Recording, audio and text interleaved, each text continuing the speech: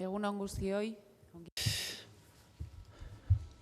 Good morning, everyone. Good morning, as I was saying, and welcome to the press conference for the Icelandic film, which has just been screened in the press screening within the official section of the film festival in San Sebastian. We have with us the cast of the film, the director, co-scriptwriter, actor, leading actor and producer Baltasar Kormákur, the actors Hera Hilmar and Gisli Orn Gadardsson, the writer Olafur Legilegisson, and also the producer, executive producer Arnes Johansson. So let's commence. And the press conference, I hope I pronounced all those names right. A bit difficult. But Spanish TV has asked me to please stand up when you ask your questions so that people can see you. Okay, thank you. Hi, good morning. I'd like to ask the director and scriptwriter and the other scriptwriter as well, the co-scriptwriter. How was the script? Did you go around things a lot? Because I'm under the impression there's a lot of changes of direction. It's all quite logical, but there was a lot of changes of direction in the plot. Where there were several versions at the beginning, and how did you come to that final version or that final draft of the script? Did it take a lot of thinking? That's what I think he's trying to say. Yeah, I'll start, Oliver. Well, regarding the script, originally the script comes from Oliver's own experience with his sister. So I think, yes, it took some development, the script, obviously, like most scripts do. And during the process of that, I learned about many stories similar to this in my country, and some of them actually quite close to me. One of them about one of my best friends ended up taking a shotgun to fetch his daughter out of a situation like that. And yeah, I think it's hard to answer because yes, of course, any script takes a lot of thinking and a lot of work and trying to get the right conclusion to what kind of story you want to tell. And for me, it's very important that the story is about how violence and you know can destroy people's lives, and it's the opposite of what you see in most Hollywood films when people shoot and go around shooting and there's no consequences to it, and you walk away as a hero. In this case, there's one shot taken in the movie and it ruins basically everybody's lives. So it was very important to me and see the downfall of somebody who has almost a perfect life and decides to take actions in his own hands. I'm not a judge, I'm not a preacher, so he takes action into his own hands and how his life, you know, turns after that. Oliver?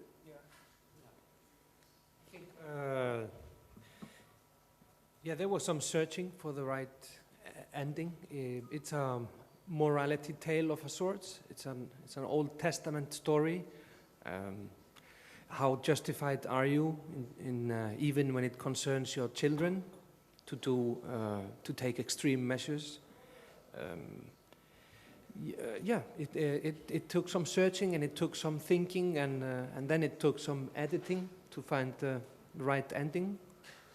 But I think it's rightly placed as it is, and as Baltasar says, it's a film about consequences,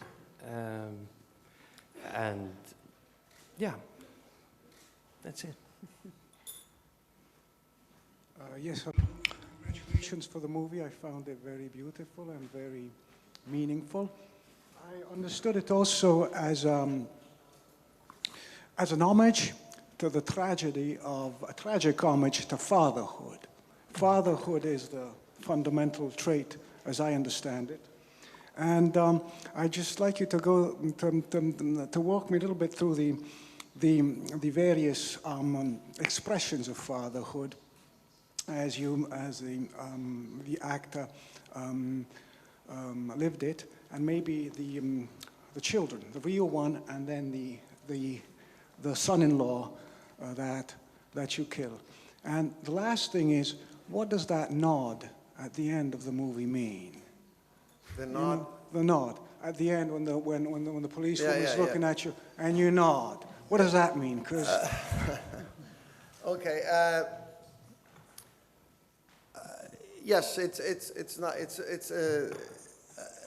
being a father is a very complicated thing. I am a father of 5. One of these is one of my daughters is my stepdaughter. Every relationship is different. I've taken 2 of them, 2 girls through adults and like being our teenagers, and I've said these gray hairs do not come from making films. They come from taking children through those years. There's no harder thing, and I also explained how I connect with this very strongly, because I've been on big sets. I've been directing, in the States, with Denzel Washington and whoever, and I'm in total control of all of this. And then I come home, and nobody does what I say, I cannot control a 14-year-old. And because the same methods do not work on set as in your home. Try to talk to your wife like you're talking to your AD. It's not going to work, So, and in this case of Finnur, the doctor, he is in total control, of his life. He is the best surgeon in the country. He can save people's lives. He's almost the next thing to God, in people's eyes. He has built up almost a perfect life. I say almost because there's nothing as perfect. He has a beautiful wife, second wife, a bit young for him, beautiful home, but there's cracks, and when this, one of the biggest challenges in life appears in his life, he is not capable of dealing with it in any way. I also like and one of the things that attracted me to this project and working on it with Olaf is the fact that it's also about lost masculinity, The father has a role of protecting in a kind of an old way, and today it's changed. He has only daughters. There's women all around him. His boss is a woman. The police woman coming after him is a woman, and it's kind of the lost masculinity to these 2 men. They end up just going like that. They have nowhere to put their masculinity, so they just end up beating each other up. And if you watch the UFC, the fighting contests, it's the only place where male can put their violent energy towards each other. And it's kind of interesting in the world of changed world, that I think a lot of men are a bit lost in that situation. I hope that answers your question anyway. The meaning of? Yeah, they're not. In the end, and it was a lot of work to find this ending. I had a different ending which was more conclusive in a way, which explained better how the future of the relationships were. But I felt it opened more questions than it answered. Basically, the ending for me is and between them is that she, the woman, the policewoman, and as a criminal, I can imagine that if you do a crime like that, all of your life, you'll be waiting for it to be caught. And that woman, it's an understanding between the 2 of them. She will do anything. She will never let him go. And he knows that. And he says, come and get me, And in some way, there's an understanding between the 2 of them that this is going to be, how it's going to go. And for me, I have had reoccurring dreams. I'm not a criminal. I'm not a murderer, but I've done, some things that I'm not proud of in my life. And I have a reoccurring dreams that I killed somebody. And I'm always like, I'm not sure how I did it, but I know they're just about to get me. The police is coming. They are finding out, They found the body somewhere, and they're coming after me. And this is the feeling I think Finner will live with for the rest of his life. And for me, it's not about the physicality of are you going to be put in jail, or you know what is going to happen physically to you. This is a film about a relationship. This is a father trying to save the relationship with his daughter, okay? And what he tries to save is what he loses, you know. And I think that's more important to me, where the film leaves you emotionally rather than what's going to physically happen to the characters in the movie. Siguiente pregunta, por favor. Yes, next question, please.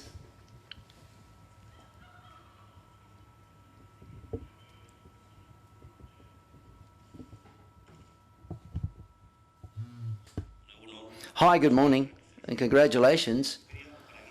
For Gisli and Era, as young actors,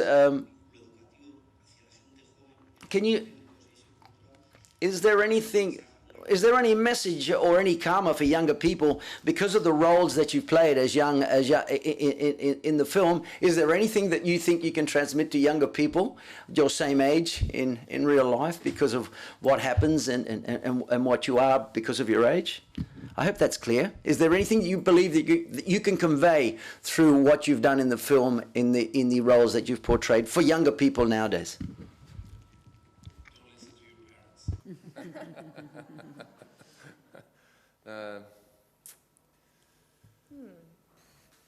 It's a big question. It's a big question, yeah. I mean, do not date Balthazar Kormákur's children. Yeah, exactly. You'll get into trouble. Stay away from his kids. I mean, is there anything we can convey to young people? Well, I can't. Yeah, it's kind of. There's been a lot of. I mean, it's a very. It's a very current film in Iceland. There's been a lot of. You know, there's been a few cases where young people have kind of died at the hands of drugs and bad relationships, and recently there's been I think a couple of girls that had the great like a good upbringing, and they've seen themselves at the hands of drugs and bad company, I guess. So there's been a lot of. It's an important film because it's a very current theme in Iceland, and I mean I feel incredibly proud being a part of a film like this because it's out now in Iceland and it's having a really big impact on a lot of people, and it's touching a lot of people because they know about the true stories that lie behind this film. Yeah. So it's it's a very important one. And I think it's hard to kind of go. You just have to kind of play the part. You can't really kind of decide maybe what it means or what you're gonna say with it. I feel, and what I found very interesting was like looking also into what's happening in terms of drugs in Iceland for young people now than, for example, when I was a teenager, although she's a bit older than that. But to me, it feels like it's spread more into kind of any area and any kind of people and from any kind of classes and stuff like that. Whilst before, I mean, it's obviously been in lots of places, but I personally feel like it was more kind of underground and more in certain like groups, and so to me it was really interesting to kind of see, to look into it can happen to anyone, and you don't need to be that damaged or that, poor or whatever for that to be able to happen, and it can happen in a second. You can meet someone, or maybe you just want something different, or you're trying to find yourself, and sort of playing with that little kind of the gray area of like, will she go that way or the other way? And that to me is like the drama of it, because to me she can't be saved, and she also can't be completely lost. And and that's something I think we can all relate to in some way, whether it's to specifically that world, which is obviously what we're looking at, but other things in life as well. So, yeah, maybe that answers the question. I mean, a lot of films have tackled these kind of themes by going into the underworld, going into the belly of it, rolling in dance with people shooting themselves up. And I've seen a lot of that. This is a different version of it. It's about somebody who has protected himself, built a fort for his life, but suddenly this enters your fort. This is inside your living room. This is told from the perspective of a regular person. And I've said, it doesn't matter if you're talking about the East Europe or like different between countries or in countries. The people who have good lives tend to kind of push this away. This is not really part of our lives. But in the end, it's going to come into your houses. We cannot turn the blind eye on things that are happening in our neighborhoods or next neighborhood. And the same as said sometimes with the Eastern Europe. We cannot say, keep those Eastern Europeans in Eastern Europe and the criminals, because we are one, we will float, we will come over. And I think a lot of us who have better lives tend to do that. We tend to close it out. But once it's actually happening to your children, you can't anymore, And it's been currently in the media in Iceland. Currently, every weekend, there's either someone dying or someone lost.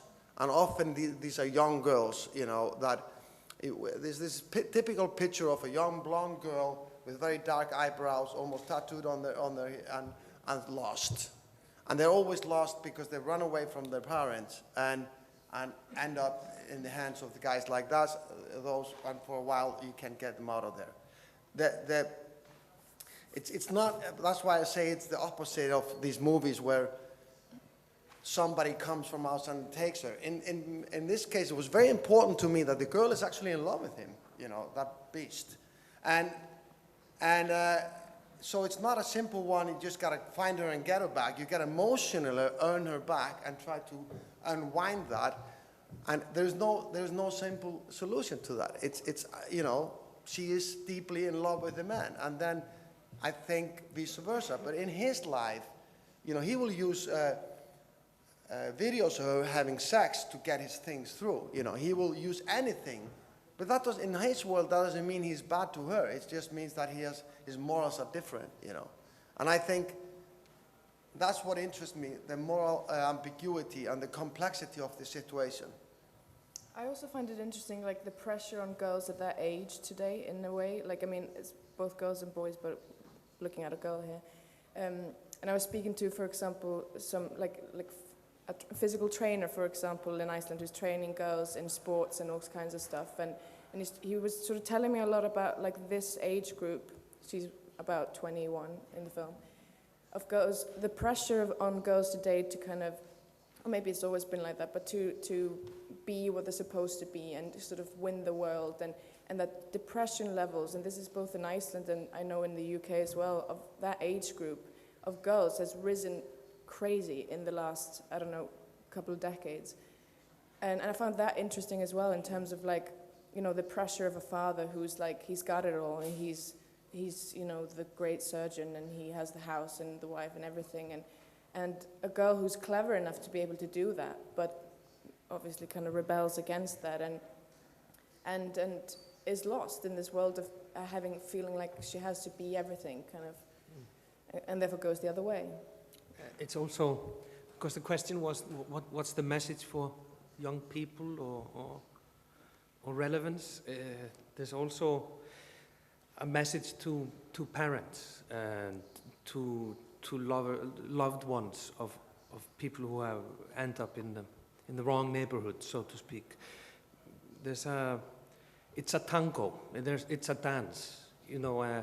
It's a bit of a Romeo and Juliet story. Romeo and Juliet. Maybe they never would have killed each other if the parents just have said, okay, it's fine. Whatever. But there's so the opposition of the father to the daughter's decisions kind of makes a lock that cannot be broken. So the message maybe for parents is also that you cannot, even no matter what the situation is, you're never justified in stepping in and taking over someone's life and making their decisions. You know, you can have your opinion, but you have to serve it with love. And there's this fine line, you know, being a parent. There's this fine line between taking care of someone and smothering him, you know. And children tend to, and young people tend to react very violently to any sense of being walled in or having their freedom taken away from them. So it's there's a message for both parties, I think. In some ways, the opposite of the Caucasus Coltrick, you know, the Solomon's chess, you know, when they throw the ring and put the child in the middle, and the mothers pull each side, and then one mother lets go, and the judge says, well, the mother is the one who let go, you know. Mm-hmm. In this case, these guys, neither one of them is going to let her go. They just tear her apart through the middle, right through the middle, you know. Yeah. So, yeah. But it's also, you know, which is in the Scandinavian tradition, it's a thriller, you know. And that comes to your script thing as well. It's very important, it was very important to, I didn't want it to start like, ba-da-bam, here's a thriller going on. It starts in a regular situation in a home and escalates in a thriller. And thrillers in the Scandinavian tradition deal with social issues. That's very common, either in policiers. I did a movie called Jar City some years ago. It has similar themes. That it's very important for the Scandinavian thriller that it's dealing with real issues, but in a thriller way. And for me, I wanted to keep it, you know, on that side. So I didn't want to dwell into family melodramatic, you know, situations at home with the wife. It's very kind of, the story with the wife is told very simply, you know, and in silence, how the marriage falls apart. So I didn't, you know, and that's, I think, which I like a lot, because it's a way of dealing with the real issues and drama, but do it in a way that is more entertaining for the audience. Hola. Bueno, pues Hi, and echoing this, what you've just said, I thought was quite curious, because when the film started, I thought, that's what I thought it was going to be, dramatic situations, but very day-to-day situations. It was going to be a normal drama, and I didn't think it was going to be very good, because the film festival was full of dramas, but I liked that big turn towards the thriller at the end. But I didn't want to ask you that, nevertheless, but why did you choose to be the leading actor in the film? And then to Gisli, for example, how did you work upon your character? How did you construct it? Because he's quite turbid, and he says he wants to leave that scene, and he's in love, and he wants to leave that scene, but we don't believe it. The audience, we don't believe it. All of those dark sides of him, light side and dark side, I thought it was all very dark and turbid in your character. How did you do this to construct that and to portray it so well on screen? That was for Gisli, right? The second one. For me, it's very important. I mean, when you deal with thrillers, a lot of the time they're very contrived. You know, there's a shoehorn situation into it to be able to create a tense situation, or you start with a dead body or something like that. I wanted, and importantly, to start in a very normal situation of a family, a normal people's life, and how not contrived organically, it will escalate into a situation where you have a thriller, and that was you know what my aim was. So I'm happy that it worked for you. I do agree. I think sometimes dry dramas, somber melodramatic dramas, though I have nothing against them, often are not that appealing. And this is a more appealing way for me to tell the story instead of, you know, rolling in the drama. Regarding myself on the screen, I was hoping that my performance would answer your question with that, you know. But I have made about 10 or 15 movies. I don't know how many there are by now. I stopped counting a couple of years back. And I played in my first film At the time, I was financing reasons. I was one of the few known actors in Iceland. They wanted to play the lead. It was a one-on-one Reykjavik against Victoria Abril. But I just didn't see myself doing sex scenes with Victoria Abril and directing the scene at the same time. You know, I thought that was maybe not the right way to start. You would lose concentration. Yeah. And so I decided to take a smaller role, and in that case, and I didn't like my performance. I hated myself in the cutting room, and I was never going to do this again. Then 15 years passed, and I felt like, you know, when this came about, actually I felt for the first time in all these years, because I've been asked in Everest and other movies, why don't you play this, you know, smaller character, or play this Balthasar, because people knew that I started as an actor. And I never felt it. It's just like, you know, why did you do this Hitchcock thing, you know? Why didn't you turn up in the movie? No, I don't want to do that. I don't like that, you know. So when this came about, I just felt in every bone of my body that I wanted to portray this character, and I wanted to show my vulnerability as a person and go back to acting, and also connect with what I started, you know, because it became a strong equipment for me to work with actors, to know how the actors deal with being in front of camera, how little things can be difficult. And through the years, you go away from that. And also, we have a small actors pool in Iceland, and I just felt, in all honesty, I felt I was probably the best cast for this. You know, it was a successful man, you know, at a certain age, and which I've been, and he with a lot of character issues, you know, and I do have a lot of character issues. I have anger issues, and I'm, you know, a lot to deal with. So I felt, yeah, this is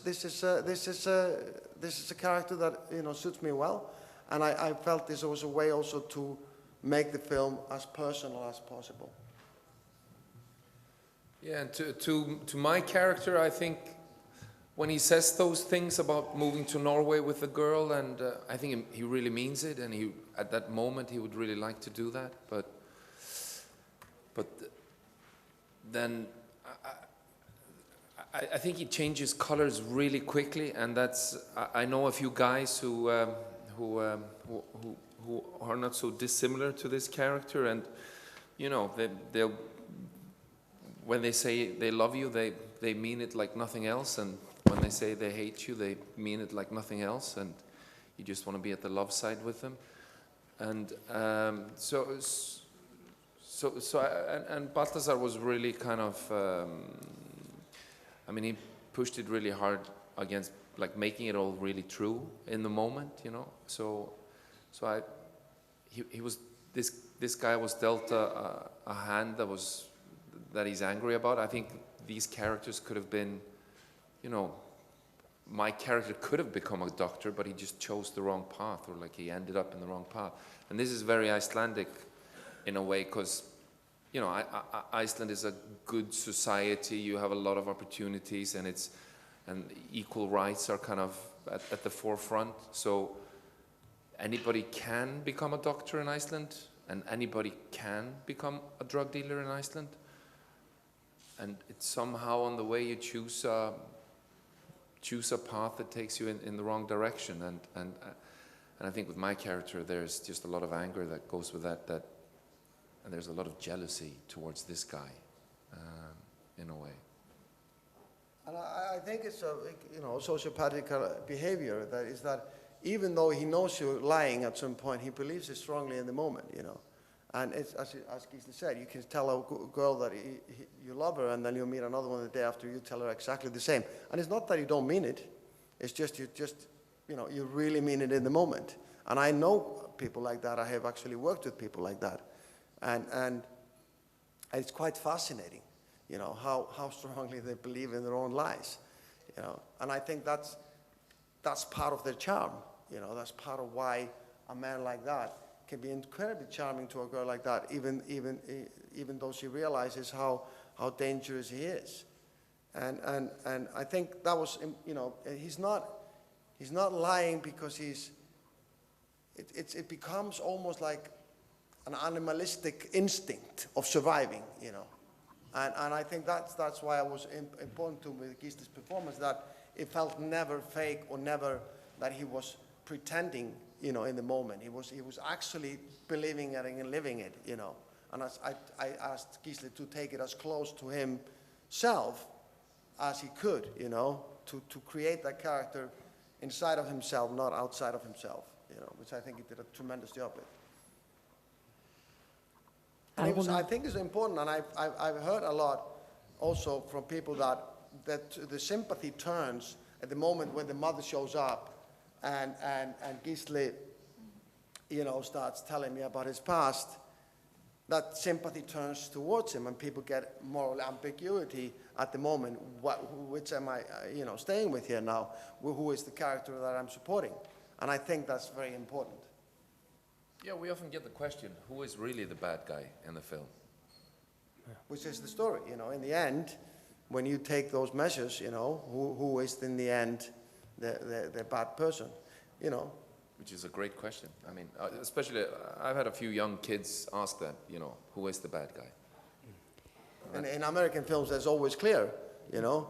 In this case, I like it's not, you know, you have to think about it and go like, well, you know, actually, I understand why the father did it, but is it right, you know? Tenemos tiempo para una última. We have time for one more question. In that sense, talking about bad guys in the film, what about the role of the policewoman? Because it seems that Citizen is unprotected. The girl is truly with someone who's committing crimes, but the police, there's no possibility of, or a disappearance, or there's a murder. The police doesn't intervene, really. How did you address that, the role that the police play in the film? It was very important for me that when somebody like Finnur asks for the help of police, there's none to get, you know, and I think it's everyone here knows that. You know, they break into your car, they break into your home, and you call the police and they say, well, there's not much we can do. Until somebody kills you, you know, then they'll show up and maybe check it out, but it's too late, right? So I feel that most citizens are feeling less and less protected by the police. Part of it is because the less of the financing, and there's all kind of reasons. I didn't want to make them monsters. It's the system that doesn't work, you know. And I've said, police fighting against drugs is like fighting an avalanche with a teaspoon, you know. They absolutely lost this, and they know it. There's no reason to go after a guy like Gisli in this case. He's going to come out in a couple of weeks. It doesn't matter. It's just a rolling dice, you know. Nothing, you know. And even in guys like that, they know they're going to get, like in Iceland, they got a couple of good meals, a rest, they can sleep, read a book, and you know they're out. It's not that the jails are not that bad in Iceland, you know. And you know, some of them you can even go, you know, on the weekends you can go visit your family. You know, it's like. So it's not, and the system has lost in this game. And here's Finnur. He's a man who saves lives for a living, right? That's all he does. He's done it for the last 20 or 30 years. But when it comes to his daughter, he has no help. There's no means. There's nothing he can do. So I just wanted to portray that through the police, but not with the policewoman not wanting to help. It's more that she can't, and she goes by certain rules. And it's actually the woman who plays. I looked for somebody for a long time to play that. In the end, she is actually she works for the government.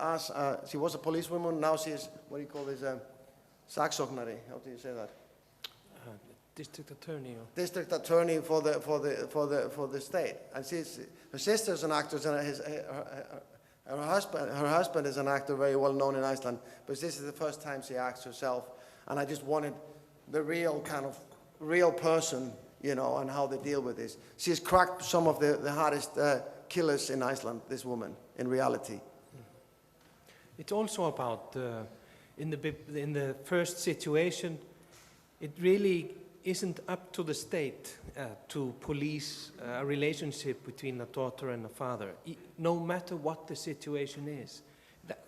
That's also a factor that we tend to say, you know, why are our children badly behaved? You know, the school isn't doing what it's supposed to be doing, but of course it's up to us. It's our personal relationship. And in the end, there's nothing that says that he really gets away with it. You know, the nod, there's an open door to the possibility that, you know, he will get caught, or they haven't given up. You know, not this policewoman. She will not give up on anything, you know. That's kind of a character I like. She's just like, whether it's right or wrong what you did, you know, I will go by the book and find you, you know, I will be for the rest of your life looking over your shoulder. Okay, thank you very much. Muchísimas gracias a todos. Thank you very much. Thank you very much.